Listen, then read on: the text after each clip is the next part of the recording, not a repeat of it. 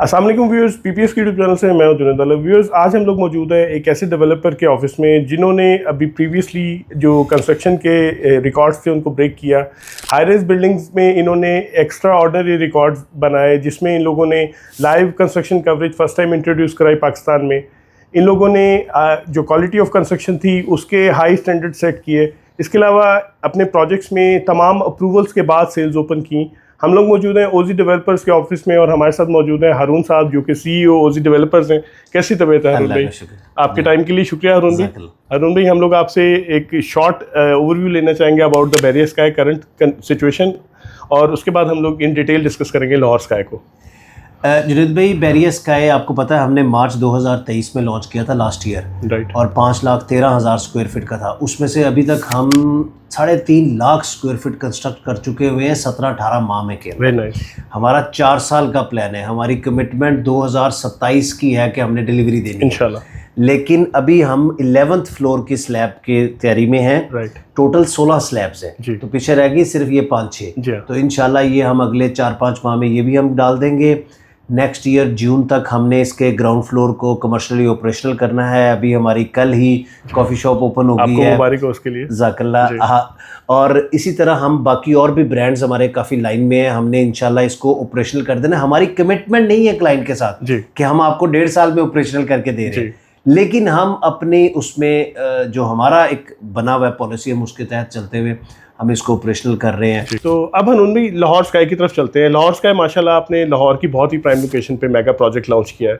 इसमें अभी आपके जो अप्रूवल्स हैं बैकएंड पे तमाम क्लियर हैं, और इसमें अभी कंस्ट्रक्शन का क्या सिचुएशन चल रही है? देखिए, मैं हमेशा कहता हूँ कि देखिए हमारे ना यहाँ पे काफ़ी ज़्यादा लोगों के साथ रियल एस्टेट में फ्रॉड्स भी हुए, और बदकिस्मती से क्राइटेरिया मैं हर बंदे को बोल रहा हूँ कि यार ये फिक्स कर ले। सबसे पहले लैंड ओनरशिप चेक करें, ये बड़ी ज़रूरी है। मैं देखिए एक प्रोजेक्ट बना रहा हूँ, अगर लैंड ही मेरे पास नहीं है तो इसका मतलब मैं 90% तो रिस्क पे ही है ना, 90-99% रिस्क पे। लैंड ओनरशिप चेक करें, कमर्शलाइजेशन चेक करें, अप्रूवल चेक करें, एनओसीज हैं, फिर उसके बाद आपकी कंस्ट्रक्शन को चेक करें। हम वाहिद डेवलपर है, अभी तक किसी ने हिम्मत नहीं पकड़ी कि वो लाइव सीसीटीवी दे सके। तो हम जब से प्रोजेक्ट्स हमारे शुरू हुए हमारे लाइव सीसीटीवी चल रहे, क्लाइंट को पता चले कि जी मेरी क्या प्रोग्रेस हो रही है, क्योंकि लोगों को सिर्फ डिलीवरी चाहिए, उनको अपनी प्रोडक्ट चाहिए, उनको बातें नहीं चाहिए। ठीक है, मैं जो भी बातें सुनाता रहूँ उसका कोई फायदा नहीं है। इस टाइम उसकी कंस्ट्रक्शन की स्टेज ये है कि चूंकि एक बड़ा प्रोजेक्ट था, 3 बेसमेंट्स थी, इसकी शोरिंग पाइल्स हो चुकी हुई हैं, इसकी डीवाटरिंग हो रही है, इसकी स्टड्स लग चुके हुए हैं, इसकी डीप एक्सकवेशन स्टार्ट हो चुकी हुई है। हम इंशाल्लाह अगले तकरीबन 6 माह के अंदर हमारे बेसमेंट से जो है ना, हम जब बाहर आ जाएंगे, फिर आपने बैरियर स्काई में भी देखा था कि जब बेसमेंट से आप बाहर आ जाते हैं वो सबसे टफ और टेक्निकल काम है। जैसे ही आप बेसमेंट से बाहर आएंगे फिर आपकी स्पीड, फिर आपको पता है यहाँ पे भी हर 15 दिन के बाद एक स्लैब आ रही है, हर 15 दिन के बाद एक स्लैब आ रही है। हमने बिल्कुल इसको एविडेंस किया है जी आपके प्रीवियस प्रोजेक्ट में। अब इसमें मुझे प्लीज अगर आप वेयर अबाउट का थोड़ा सा गाइड कर दें कि जिस जगह पे लाहौर स्काई एग्जिस्ट कर रहा है, इसके वेयर अबाउट्स में हमारे पास कौन से बड़े प्रोजेक्ट्स हैं और इन फ्यूचर इस लोकेशन का क्या होगा सिनेरियो? जब भी कुछ चीज़ें कमर्शियली ग्रो करती है ना, ये आपने मेरी बात पे नहीं जाना, आपने ज़रा ओवरव्यू करना। हमेशा बड़ी जो रोड्स होती हैं, कनेक्टेड रोड्स होती हैं, हाईवेज होती हैं, हमेशा वो ग्रो करती हैं। राइट। जो छोटी कुछ सोसाइटी या किसी और जगह की होती है वो उसकी एक ग्रोथ एक लिमिटेड टाइम के लिए होती है।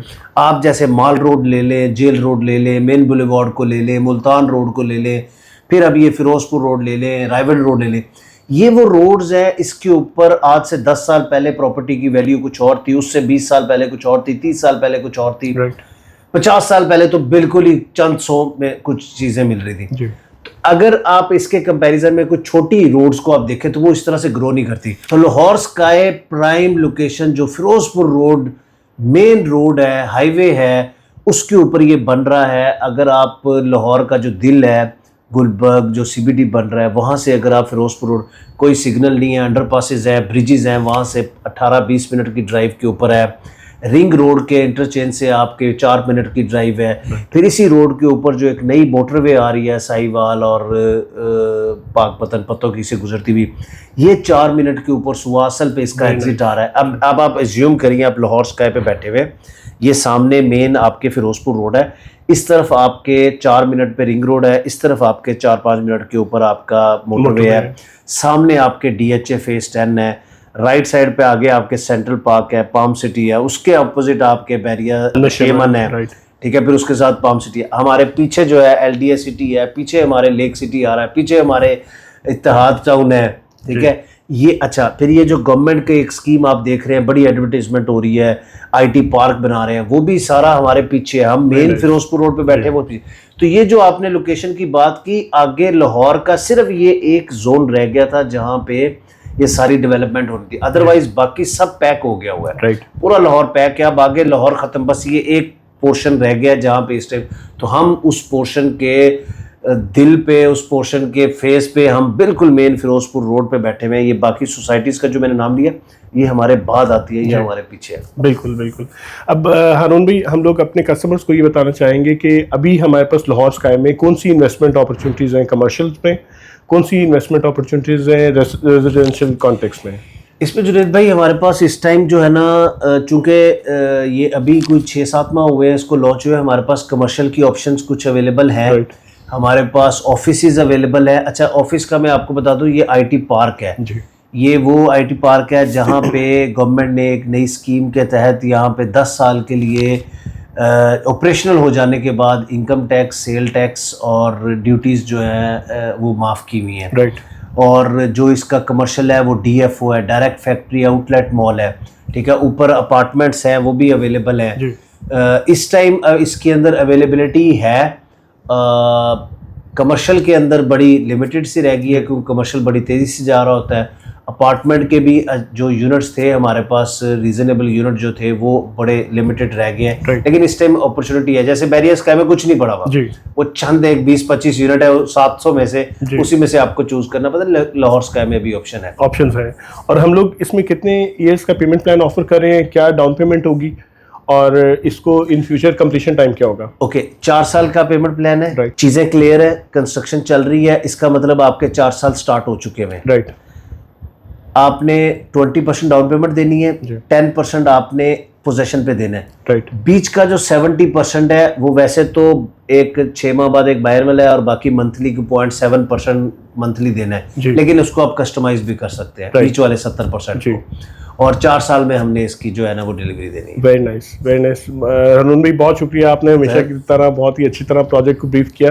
दोबारा भी आपका टाइम हम लोग लेते रहेंगे, अभी आपसे इजाजत लेंगे।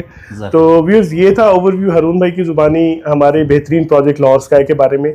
अभी भी यहाँ पर हमारे पास limited number of investment opportunities मौजूद हैं, कमर्शियल्स में, ऑफिसेज में या रेजिडेंशियल यूनिट्स में।